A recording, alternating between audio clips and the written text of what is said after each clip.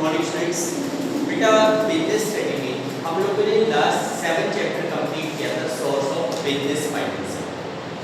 अब इसके बाद हम लोग अपने एक चैप्टर को स्टार्ट करते हैं जिसमें हमारी 8.1 unit 8.1 that is related to small business.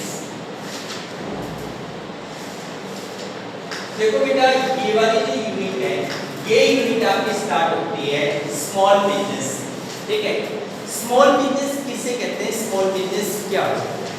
देखो बेटा आप लोगों ने आज की डेट में बहुत सारे बिजनेस ऑर्गेनाइजेशंस के बारे में पढ़ा होगा। इवन जो आपका सेकंड चैप्टर था उसमें आप लोगों ने पार्टनरशिप के बारे में पढ़ा, कंपनी के बारे में पढ़ा, आपने सोल प्रोप्राइटरशिप बिजनेस के बारे में पढ़ा। अब हम लोग बात करने जा रहे हैं division of business on the basis of its size, यानी कि साइज के बिहाफ के ऊपर बिजनेस कितने प्रकार के होते हैं, कैसे होते हैं। तो देखिए आज की डेट में हमारा जो टॉपिक है that is called small business. तो देखो सबसे पहले हमारे पास एक टॉपिक आता है कि what do mean by small business. Small business का मतलब क्या होता है। देखो बेटा आज की डेट में बहुत सारे बिजनेस ऑर्गेनाइजेशंस ऐसे हैं जिनका हमारी इंडियन इकोनॉमिक डेवलपमेंट में बहुत बड़ा कंट्रीब्यूशन है।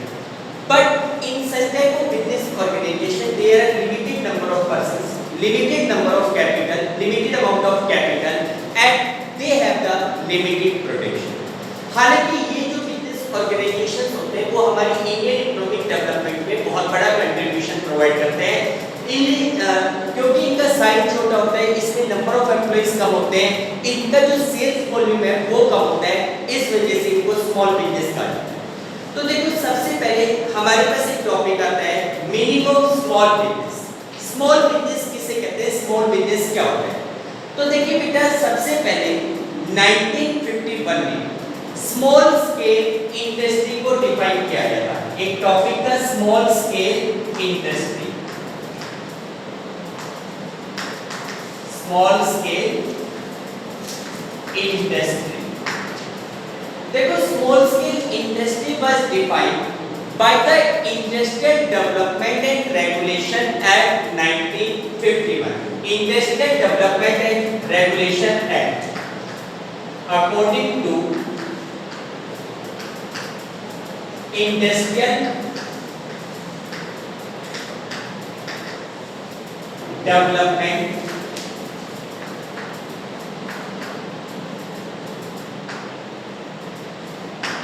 Regulation act. देखो according to industrial development regulation act 1951 small scale industry means, देखो according to industrial development regulation act small scale industry means those industries in which the number of employees is limited up to 50 when it is using the power, and when it is not using the power the number of employees is restricted up to 100। यानी कि small business small scale industry उस industries को कहा जाता है अगर वो power का यूज कर रही है, इलेक्ट्रिसिटी का यूज कर रही है, तब तो उसके अंतर्गत maximum number of employees up to 50 होना चाहिए। लेकिन अगर मान लीजिए वही इंडस्ट्रीज विदाउट पावर वर्क कर रही है, पावर का यूटिलाइजेशन नहीं करती, तो मैक्सिमम नंबर ऑफ मेंबर्स उसके अंतर्गत 100 तक हो सकते हैं। तो ऐसी इंडस्ट्रीज को हम क्या कहते हैं, स्मॉल स्केल इंडस्ट्रीज कहते हैं। देखिए ये जो स्मॉल स्केल इंडस्ट्रीज होती है उनकी जो कैपिटल एसेट्स होती है that is not exceeding 5 lakh, यानी कि उनकी जो कैपिटल एसेट्स होती है वो 5 लाख रुपए से ज्यादा की नहीं हो सकती।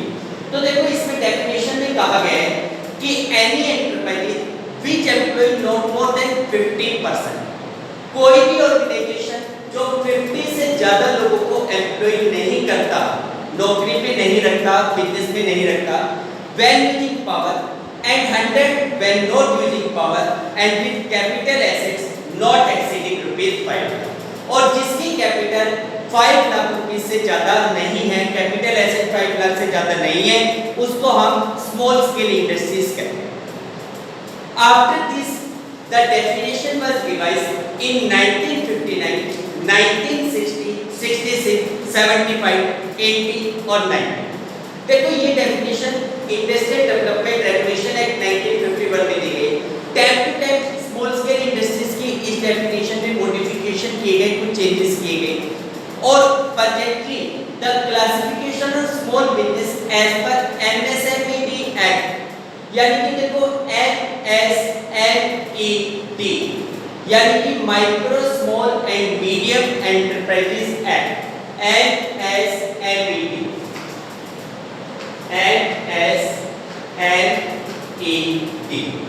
देखिए बेटा MSMED इसका मतलब है micro small medium enterprises act. देखो 2006 के अकॉर्डिंग यहाँ पे डी यूज किया गया, लेकिन ये डेवलपमेंट एक्ट है, इसकी जगह एक्ट पड़ा है। तो देखो MSMED एक्ट 2006 के अकॉर्डिंग जो स्मॉल बिजनेस है दे can be classified into following category, उनको कुछ कैटेगरी में डिवाइड किया जा सकता है। देखो जैसे अगर हम मैन्युफैक्चरिंग बिजनेस की बात करें या सर्विस एंटरप्राइजेस की बात करें, तो जिस इंडस्ट्री में जैसे मैन्युफैक्चरिंग एंटरप्राइजेज है उसमें 25 लाख रुपए तक के कैपिटल इन्वेस्टमेंट को माइक्रो इंडस्ट्रीज कहा जाता है। क्या कहा जाता है? माइक्रो।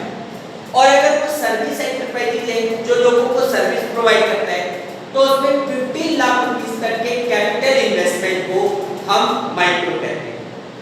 इसी प्रकार अगर हम बात करें मैन्युफैक्चरिंग एंटरप्राइजेज में 5 करोड़ रुपए 25 लाख रुपए से ज्यादा, लेकिन अप टू 5 करोड़ स्मॉल, और अप टू 5 करोड़ से ऊपर और 15 करोड़ तक लेके चले तो उसको कहते हैं मीडियम। इसी प्रकार सर्विस एंटरप्राइजेज में 15 लाख रुपए तक के इन्वेस्टमेंट इन प्लांट को क्या कहा जाता है? माइक्रो। अगर 2 करोड़ रुपए तक का इन्वेस्टमेंट है तो उसको स्मॉल, और 5 करोड़ का इन्वेस्टमेंट है 5 करोड़ तक तो उसको कहा जाता है मीडियम। तो इस तरीके से स्मॉल इंडस्ट्रीज को बाद में MSMED एक्ट के अकॉर्डिंग डिफाइन किया। ठीक है, तो इन शॉर्ट हम ये कह सकते हैं कि small industries are those industries in which there is a limit on the number of employees and the capital investment. यानी कि स्मॉल इंडस्ट्रीज वो इंडस्ट्रीज होती है जिसके अंतर्गत नंबर ऑफ एम्प्लॉइज और कैपिटल इन्वेस्टमेंट के ऊपर एक लिमिटेशन होती है। अब इसके बाद हमारे पास नेक्स्ट टॉपिक आता है, ये इंपॉर्टेंट टॉपिक है इस चैप्टर का, role of small business in rural India. Role of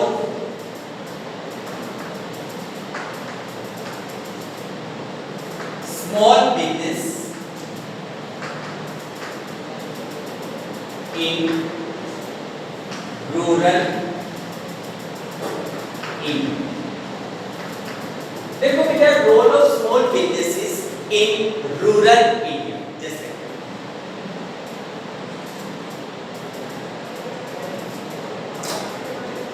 देखो बेटा हमारे पास टॉपिक है कि role of small business in rural India. Small businesses के रूरल इंडिया में क्या कंट्रीब्यूशन है, क्या है? देखो बेटा आप लोगों को अच्छी तरीके से पता है आज हमारे इंडिया की जो पॉपुलेशन है उसमें से मैक्सिमम पॉपुलेशन रूरल एरियाज में है। ठीक है, जो small businesses they are mostly established in the rural areas, therefore in the development of rural areas the small businesses plays an important role. यानी कि जो स्मॉल बिजनेसेस है वो रूरल एरियाज की डेवलपमेंट में एक बहुत ही इंपॉर्टेंट कंट्रीब्यूशन प्रोवाइड करते हैं। The role of small business in rural areas can be explain as follows. देखो स्मॉल बिजनेस का रूरल एरियाज की डेवलपमेंट में क्या कंट्रीब्यूशन है उसको कैसे एक्सप्लेन किया जा सकता है, यानी कि इनकी इंपॉर्टेंस, इनका रोल क्या है। तो देखो स्मॉल बिजनेस की जो इंपॉर्टेंस है सीधा सा लिखेंगे एक लाइन में कि the small business provide the following importance या following benefit to the rural India. तो इसमें सबसे पहला पॉइंट आता है that is more employment. More employment,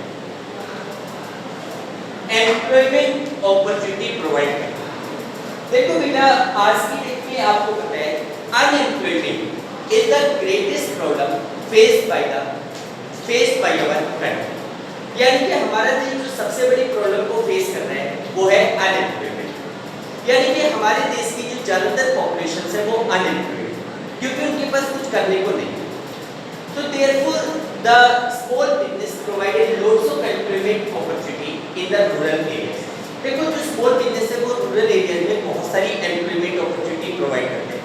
देखिए many lakhs of people are employed through the small business। कई लाखों लोगों को स्मॉल बिजनेस के थ्रू रोजगार मिला। आप लोगों ने जैसे कुटीर उद्योग के बारे में सुना होगा, छोटे छोटे इंडस्ट्रीज के बारे में सुना होगा। जैसे रूरल एरिया में लोग क्या करते हैं अपने घर में या अपने खेतों में ही कहीं पर भी एक छोटी सी फैक्ट्री लगा लेते हैं, छोटा सा बिजनेस स्टार्ट करते हैं। वहाँ पे बहुत सारे लोग काम करते हैं, छोटी छोटी चीजें प्रोडक्शंस करते हैं, उन प्रोडक्शंस के थ्रू वो अपनी अर्निंग अर्न करते हैं। जैसे कि अगर आप देखो, जैसे कुटीर उद्योग हो गया, ये खादी उद्योग हो गया, ये सारे स्मॉल बिजनेसेस के एग्जांपल हैं। Many thousands of people are getting employment through these small business. In small businesses के थ्रू कई लाखों लोगों को employment opportunity मिली। तो इसमें कह रहे हैं कि these are labor oriented enterprises। देखो जनरली जो small businesses होते हैं, they are labor oriented enterprises। Labor oriented का मतलब होता है कि ये ज्यादातर लेबर बेस होते हैं, इनमें कैपिटल का यूज कम और लेबर का यूज ज्यादा होता है। Thus, more labor is required in these industries। इसलिए ऐसी इंडस्ट्रीज में ज्यादा लेबर्स की रिक्वायरमेंट होती है। In the Indian rural areas, ample labor is available। देखो इंडियन रूरल एरियाज में बहुत सारी लेबर अवेलेबल है। ample लेबर का मतलब है sufficient labor। Some of the people in rural areas remain unemployed for the whole year। Some other do farming for a part of year and remain idle for the rest of year। देखो बहुत सारे लोग ऐसे हैं rural area के जो पूरे साल अनएम्प्लॉयड रहते हैं, कुछ लोग केवल फार्मिंग करते हैं पर्टिकुलर सीजन में and rest of the period they remains unemployed. Small businesses are helpful to provide employment for both the category of these people। Small businesses इन दोनों कैटेगरीज के लोगों को एम्प्लॉयमेंट अपॉर्चुनिटी प्रोवाइड करते हैं, यानी कि through the small business employment opportunity is provided to this type of people. ठीक है, तो ये lots of persons are employed through the small business. Second, economics economic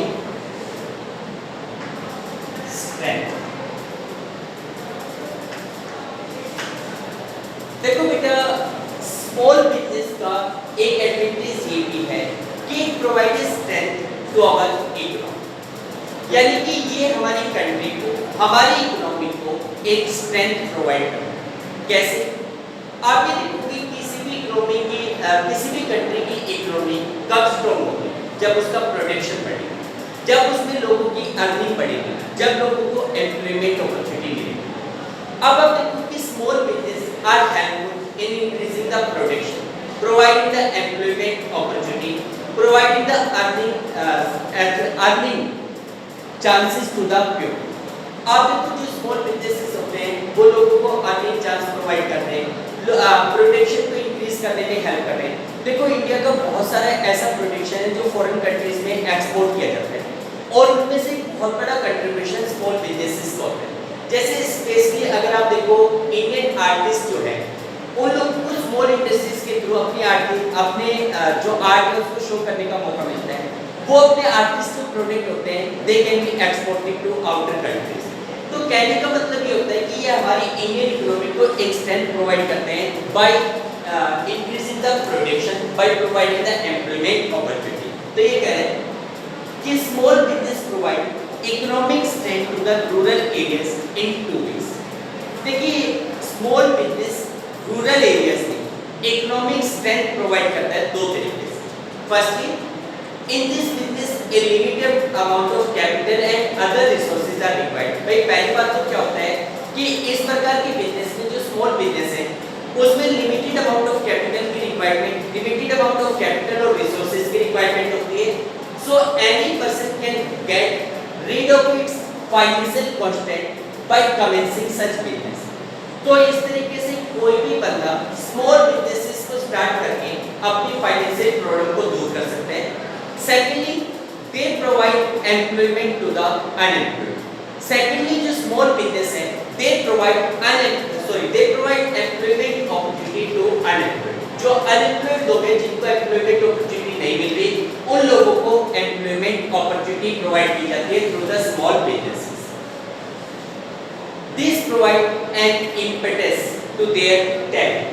ये उनकी टैलेंट को एक मौका प्रोवाइड करता है, चांस प्रोवाइड करता है। यानी कि देखिए सॉरी ये लाइन चुकी हमसे कि so they can come out of the trap of unemployment and becomes financially sound. यानी कि जो अनएम्प्लॉयड लोग हैं they can come out of the trap of unemployment. भाई जो अनएम्प्लॉयमेंट की जाल में जो लोग फंसे हुए हैं उनको एम्प्लॉयमेंट अपॉर्चुनिटी मिलती है, तो वो अनएम्प्लॉयमेंट की जाल से बाहर निकलते हैं and they can become financially sound, और वो फाइनेंशियली स्ट्रांग हो सकते हैं। यानी कि कहने का मतलब ये हुआ कि small businesses provide economic strength to the country, to the rural area. Third point है opportunity for artisans.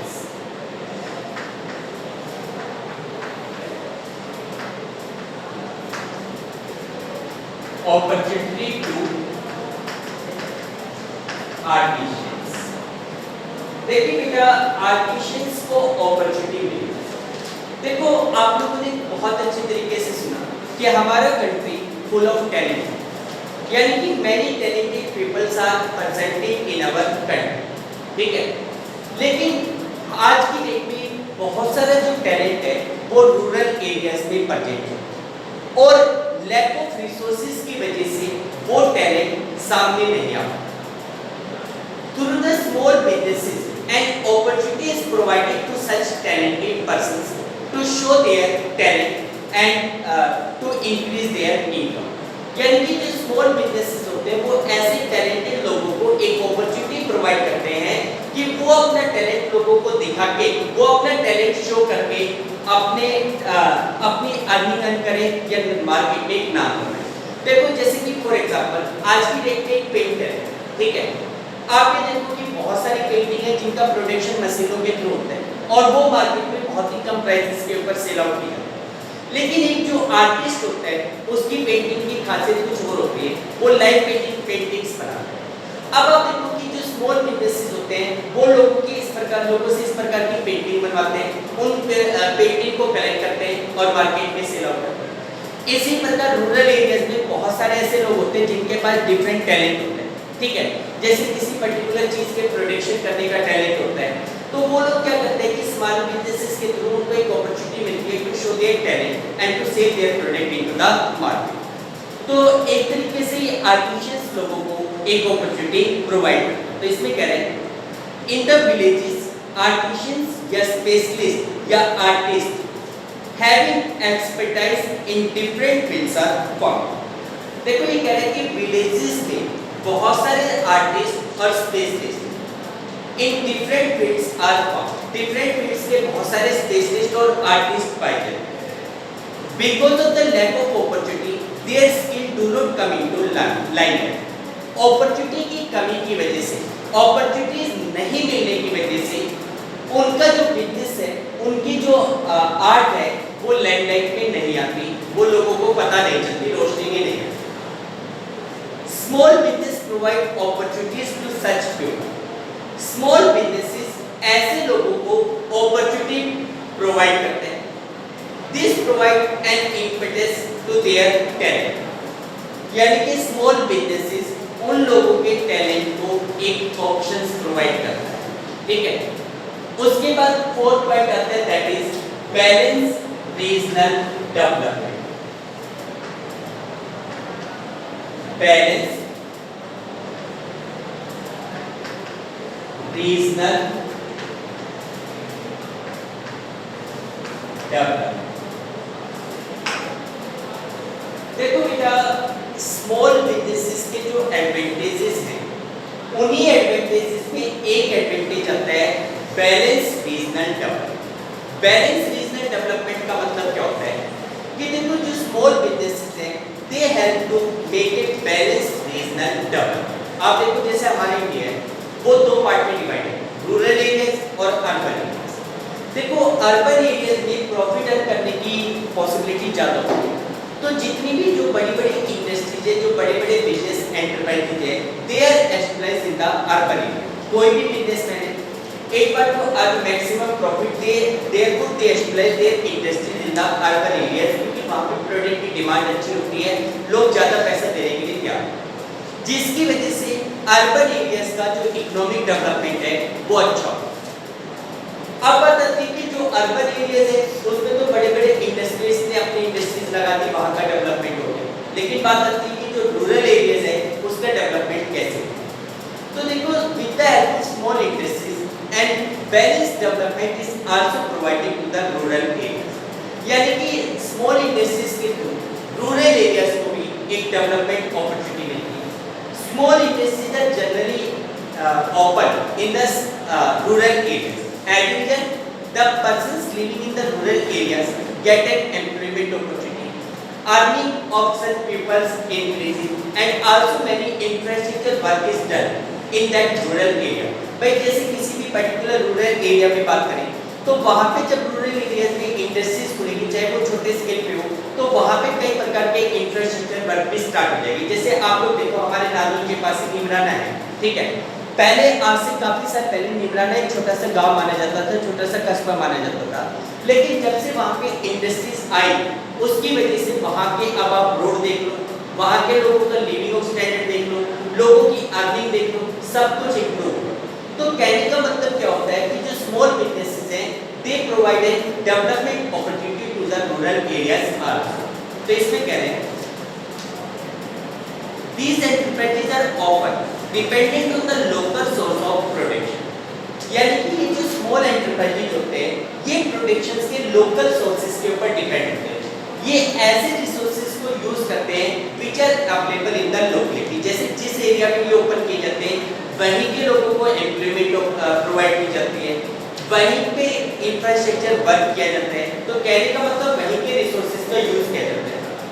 So these business can be carried on at any place and even in remote areas. इसलिए ये businesses किसी भी place पे किए जाते हैं, even जो रिमोट एरियाज हैं वहाँ पे भी ओपन किए जा सकते हैं। In this way, industries do not just limit themselves to a particular place, but diversify. यानी कि इसी वजह से इसी वजह से इंडस्ट्रीज भी उन रूरल एरियाज की तरफ मूव हुई, यानी कि as a result many big industries are also moved to these areas. This help in the balanced regional development, जिससे कि बैलेंस रीजनल डेवलपमेंट हुए, कंट्री के हर पार्ट का डेवलपमेंट। उसके बाद नेक्स्ट पॉइंट आता है promotion of standard of living. Promotion of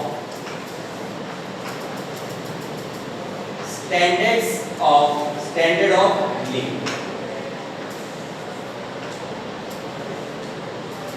देखो बेटा लोगों का स्टैंडर्ड ऑफ लिविंग प्रमोट होना, इम्प्रूव। देखो बेटा with the help of small businesses there is also the promotion of standard of living of the people living in rural areas. यानी कि small businesses के थ्रू जो रूरल एरियाज के लोग हैं उन लोगों का भी जो स्टैंडर्ड ऑफ लिविंग है वो इम्प्रूव। कैसे इम्प्रूव है? इसके पीछे का एक तो रीजन ये है कि भाई through the small businesses the people living in rural areas get employment opportunity, as a result their earning has increased. Secondly जैसे जब नई इंडस्ट्रीज किसी भी पर्टिकुलर रूरल एरियाज में एस्टेब्लिश होती है तो उसकी वजह से वहाँ का इंफ्रास्ट्रक्चर वर्क भी इम्प्रूव होता है, जैसे सड़कें बन जाती है, इलेक्ट्रिसिटी प्रॉब्लम सॉल्व हो जाती है, वाटर सप्लाई कंटिन्यूअसली प्रोवाइड की जाती है। तो एक तरीके से लोगों का स्टैंडर्ड ऑफ लिविंग इम्प्रूव हो रहा है। तीसरी बात अगर हम करें कि भाई वहाँ के लोगों को नए नए प्रोडक्ट यूज करने को मिलते हैं, क्योंकि जैसे आज एक पर्टिकुलर एरिया में कोई प्रोडक्ट प्रोड्यूस हो रहा है, ठीक है, तो वहाँ पे क्या होता है कि जैसे वहाँ के लोगों को वो प्रोडक्ट मिलने लग जाएगा। तो कहने का मतलब हर तरीके से लोगों का लिविंग ऑफ स्टैंडर्ड इम्प्रूव होता है। Small business provided opportunity to improve the living of standard of the people living in the rural areas. तो इसमें कह रहे हैं with the establishment of small business in rural or nearby regions, villages get many type of facilities like employment, electricity, water, road, education, banks, mode of transportation, etc. देखो ये कह रहे हैं कि with the establishment of small business in rural and nearby areas, देखो जब rural areas में या कोई किसी नियरबाई एरियाज में कोई भी स्मॉल बिजनेस ओपन किया जाता है, स्टार्ट किया जाता है, तो वहाँ के लोगों को कई प्रकार की फैसिलिटी मिलती है। यानी कि people gets many type of facilities like employment. भाई सबसे बड़ी बात तो लोगों को एम्प्लॉयमेंट अपॉर्चुनिटी मिलती है। Employment, electricity, water, road, education, bank, mode of transportation etcetera, ये सारी फैसिलिटीज होती है जो रूरल एरियाज के लोगों को मिलनी स्टार्ट हो जाती है। In such a situation promotion of the standard of living is certain या इनएविटेबल, यानी कि ऐसे सिचुएशन में यानी कि लोगों को जब इस प्रकार की फैसिलिटी मिलती है, इस प्रकार की सर्विस मिलती है, अनडाउटली उनका जो स्टैंडर्ड ऑफ लिविंग है दैट गोज अप, यानी कि वो इंप्रूव, ठीक है। उसके बाद नेक्स्ट पॉइंट आता है that is better utilization of resources. Next point है better utilization of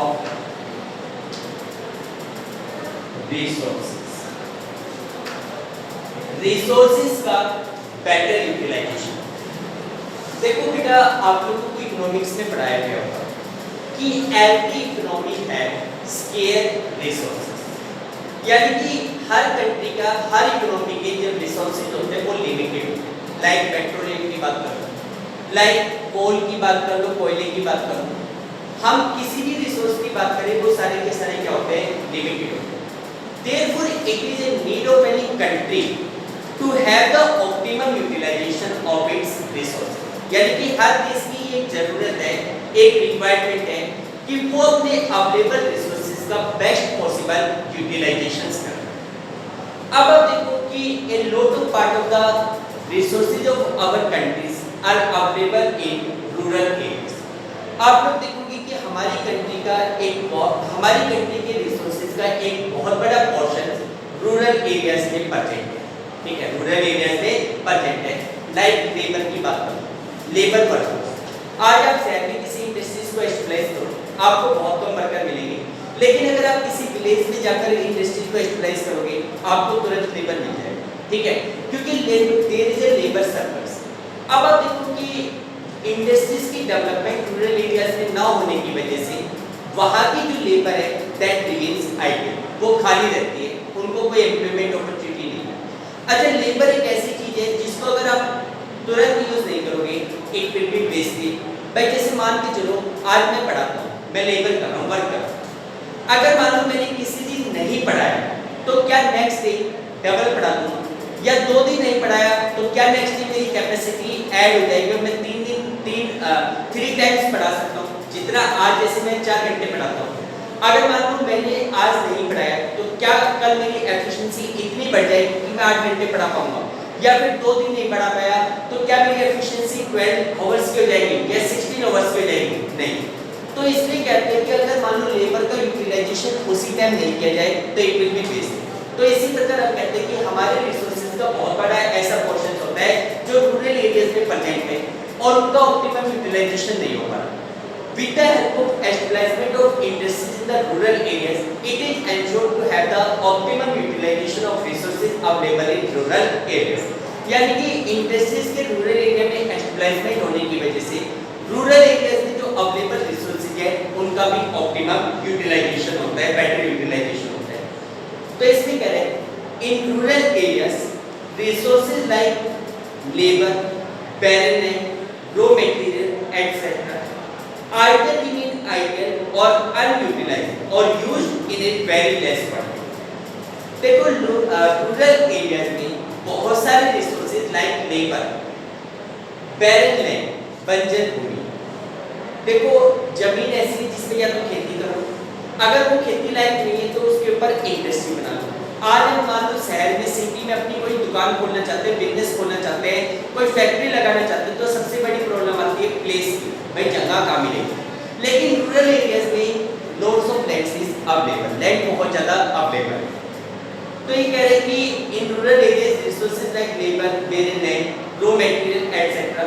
either remain idle or unutilized or used in a very less quantity। भाई या तो वो आइडल रहते हैं या अनयूज रहते हैं या फिर यूज भी होते हैं तो बहुत कम क्वांटिटी में यूज होते हैं। With the help of establishment of small industries, better utilization of these resources is possible।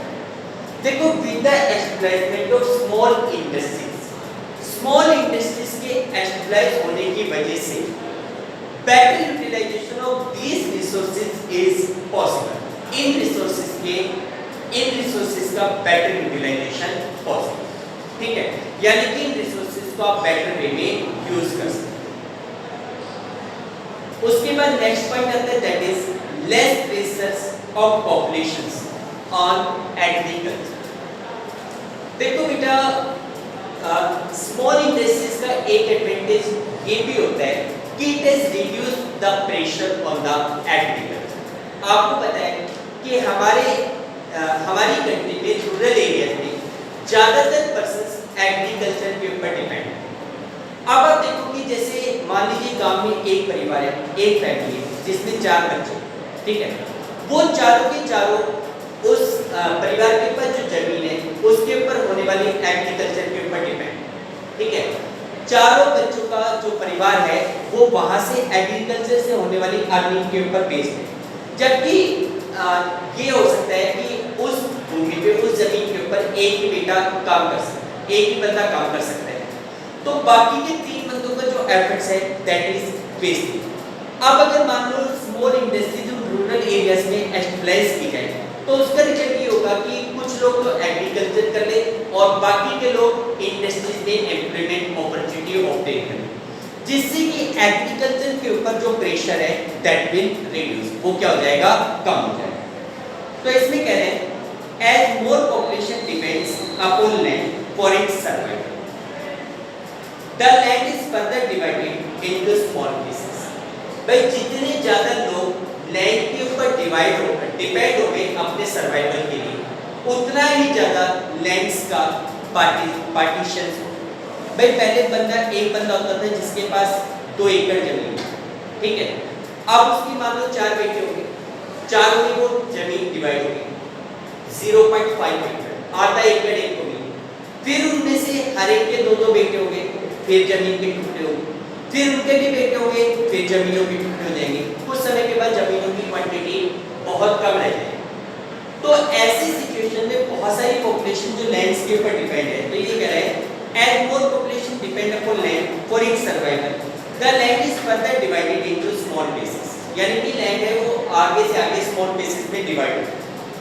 It no longer remains beneficial to do farming on such small plots, ऐसे छोटे-छोटे खेतों में फार्मिंग करना, खेती करना अब ज्यादा बेनिफिशियल नहीं। Every year there is a further increase of approx 30 lakh people who depend on agriculture. हर साल 30 लाख लोग बढ़ जाते हैं जो एग्रीकल्चर के ऊपर डिपेंड है। So this has become necessary to reduce this burden on land. इसलिए जमीन के ऊपर ये बर्डन कम करना जरूरी है।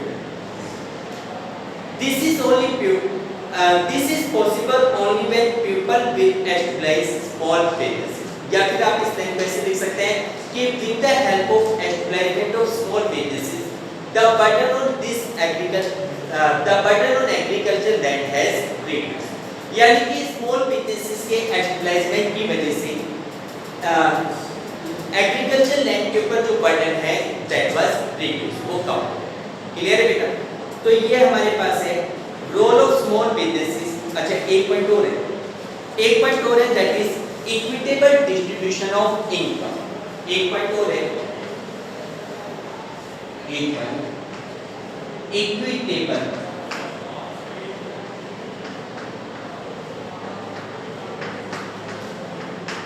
Distribution of income. इनकम का इक्वल डिस्ट्रीब्यूशन। देखो बेटा, पहले क्या होता था कि जो अमीर है वो ज्यादा अमीर हो रहे, richer become more richer and poor is getting more poor. लेकिन with the help of establishment of small industries in the rural areas, now the people of rural areas are also earning money. At the end, the national income is divided in equal parts. यानी कि एक तरीके से सभी लोगों को national income में part मिलता है। तो इसमें कह रहे हैं कि with the establishment of these businesses, the income of country is not just concentrated with some handful city या industries. देखो, स्मॉल इंडस्ट्रीज के एस्टेब्लिशमेंट होने से कंट्री की जो इनकम है, जो नेशनल इनकम है, that is not just concentrated with some handful city या industries.